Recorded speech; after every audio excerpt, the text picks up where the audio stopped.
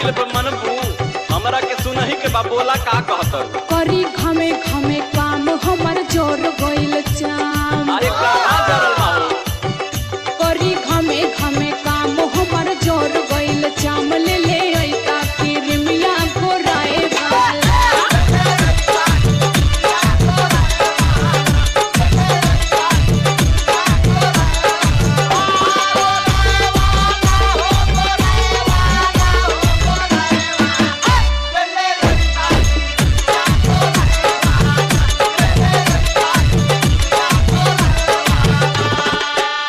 बारू रूप के खजाना कैलू असही दीवाना।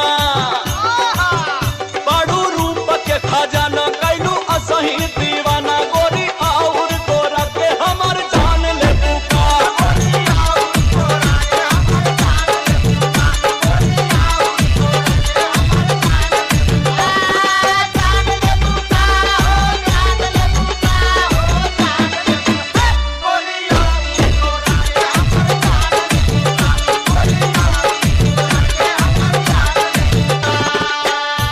अच्छा जब लियावे के भला तबे हम गोर तो गलो के लगली। हां इससे पहले तो कबो ना कहत रहला कि हम गोर हई हम सुंदर हई। अरे तो ऐसन बटले बारू तो कहे के कौन जरूरत बा। अच्छा अच्छा कि कंजूसी ना करत तारा। अरे नाही हो तोहर कसम। और ई सुना इतने कमी ना बा भाई हम बताओ तनी ना काहे के कंजूसी करत तारा। बोला बोला सुनो बोला।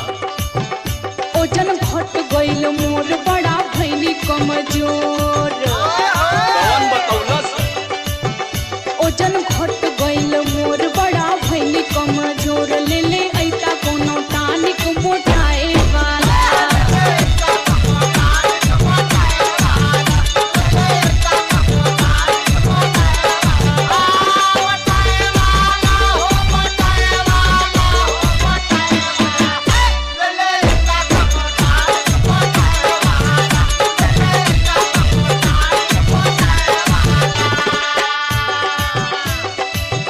तू मोटाए के फेरा में पड़ल हो।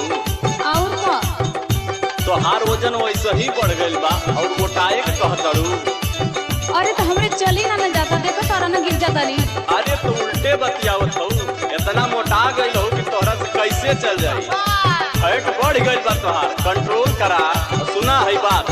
बोला बोला बाड़ू 70 के पार जो खवनी कई बार।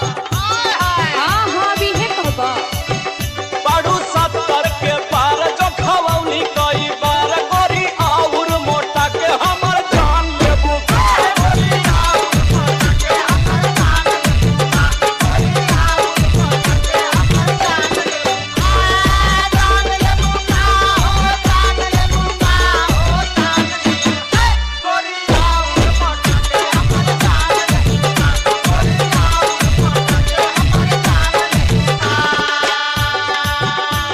अच्छा छोड़ा कुछ न करबा हम जाना कि तोके कुछ न करबा। अच्छा तब के करत लेकिन एगो बात कही बोला।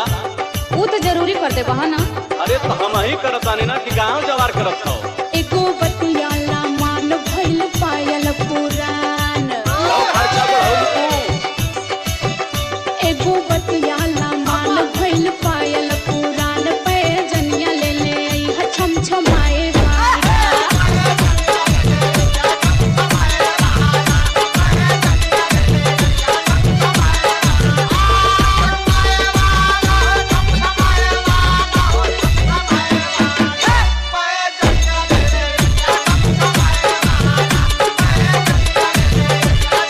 तोहर रूप रंग चाल ढाल वैसे ही जानवर बा। और ऊपर से काहे इतना टिटी में बतियाओ। तू तो हमार जाने ले बुका। अच्छा